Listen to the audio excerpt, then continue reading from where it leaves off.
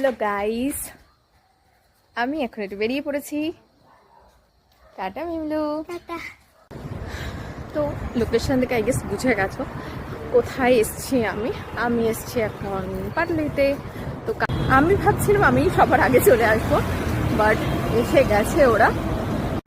পুরো ফাঁকা, একটু বাদে এগুলো সব ভর্তি হয়ে যাবে, একটা সিটও পাওয়া যাবে না।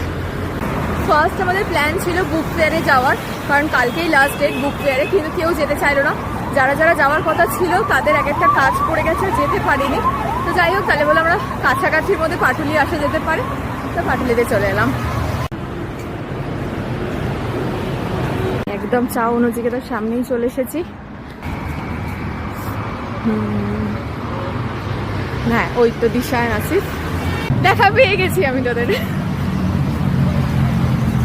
তো ও এটা ভেতরে। আচ্ছা, আসিফের আর একটা সঙ্গী, ওর নামটা কি বলি জানো? লোকি। লোকি, হ্যাঁ এইবার বোঝা গেছে, এই যেটা লোকি। আসিফ লোকিকে বার করার চেষ্টা করছি।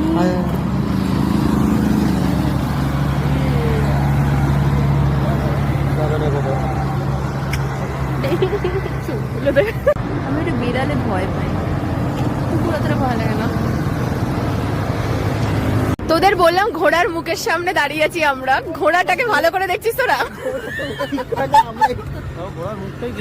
ওরা ঘোড়ার মুখটাই দেখছিলিস তোরা? আর মুখগুলো সিংহের মতো মনে হচ্ছে তোর? কেশর ঝুলছে কিরকম, সিংহটা বলে ওর কোন দিক দিয়ে ওটাকে সিংহ মনে হচ্ছে, তুই আমাকে বোঝাবি।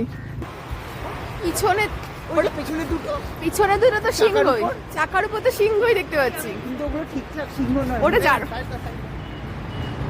ওটা কি কুকুর মনে হচ্ছে তো? হ্যাঁ, মুখ দুটো কুকুরের মতো, ওগুলো সিংহের মতো। আর এইগুলোকে, ঘোড়াগুলোকে তোর মনে হচ্ছে কি করে সিংহ বল? ওই ইয়েটা কেশর গুলো চারিদিকে এরকম এরকম করে কেশর গুলো। আচ্ছা, নতুন কিছু শেখা গেল বল প্রীতম, অনেক কিছু শিখে গেছে। চল ওদিকে চল।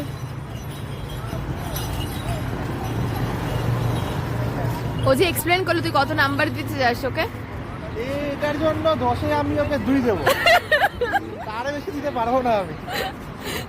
এই স্টলগুলো অনেকটাই ফাঁকা, একটু বাদে আর দাঁড়ানোর জায়গা থাকবে না প্রায়। খাবো কি, এখন চলে এলাম ক্রিসপি চিকেন খেতে।